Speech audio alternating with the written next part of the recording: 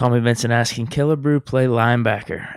I don't want to see a bunch of these players that we signed to do that. That was the funny part. Like they put him on the when they put him on the depth chart. Oh yeah, they had him as the linebacker. Yeah, because wait. When did they switch it? Because we switched him to safety at some point because we didn't have any backup safeties. It was him and Trey Norwood. But it had to be like during training camp time frame. Yeah, because we were like, these guys are probably going to make it by default because we don't have any backup safeties. Absolutely. As much as Trey Norwood was getting torched in preseason, he's made me look foolish for some of those takes where I was saying like, oh, we should cut him because he's been a very serviceable player this year. And he's made some big plays, actually. But Killebrew, dude, I don't want to see any of these players that wasn't in the starting lineup for that Buffalo game, really. I mean, outside of Ingram, we're not going to get him back, obviously, but could this dude play here? Could this dude play there? It sucks, man. It sucks where we're at the defense level. Thought we were going to be a top 5 defense. I just want us to be a competent defense right now that just tackles and doesn't blow assignments. If we can get there, that will make us feel a lot better about this defense. But when you throw the missed tackles along with the blown assignments, it makes even good defenses look bad at times.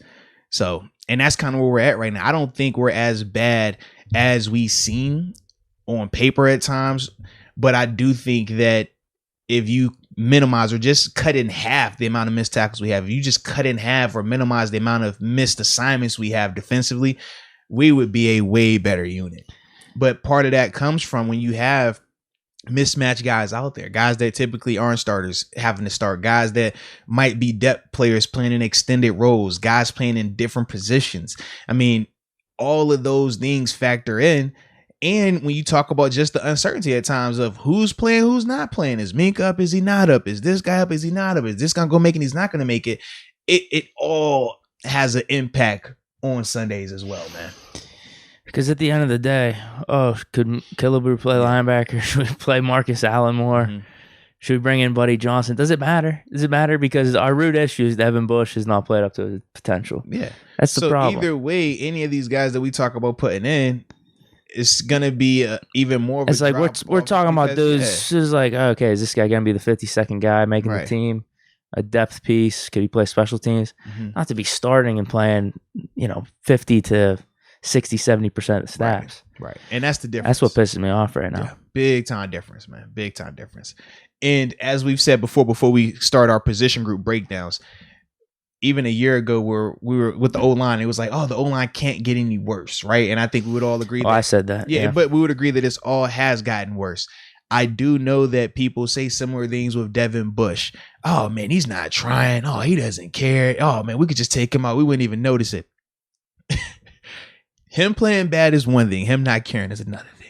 If he were to go out there and just play like he didn't care, it would be a lot worse. And if, like you say, you start going down that list of your Miles Killebrews, your Ulysses Gilberts, your Marcus Allens, and all these other types, and say, hey, we wanted to start those guys over him, to me, I do feel like it would be worse. I think that they could do some things better in terms of coverage, Marcus Allen more importantly, but I think that he would struggle even more, in certain other areas that Devin has been struggling in, but I think it would just be a lot worse with some of those other guys, man. Yeah, I know people want to bring up Bush and his effort and not caring and stuff. They want to play that video where he's just standing there on the extra point play. Yeah. But I don't know if we said it, but that was his assignment. Right. We talked about that yesterday. Assignment. Yeah. Yeah.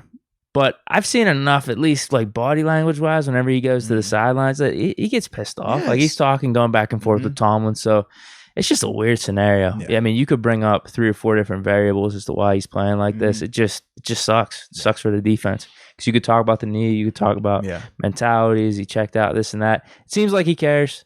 He's just playing bad. Yeah. And that's what it is at the end of the day. Whatever excuse it is, just got to get the productivity up. And hopefully this is the game that he can do that. He's going to get plenty of opportunities with this style of offense, man. So, man, we got to talk about our good friends at Manscaped. The leaders in below the waistline grooming, because we want to be groomed below the waistline, especially during this season, because it's not just football season, Deke. What season is? Do you remember what season it is? Holiday season. Not just holiday season, Deke. You remember what season it is? Come on, Deke. You got the taco meat out. It begins with the C.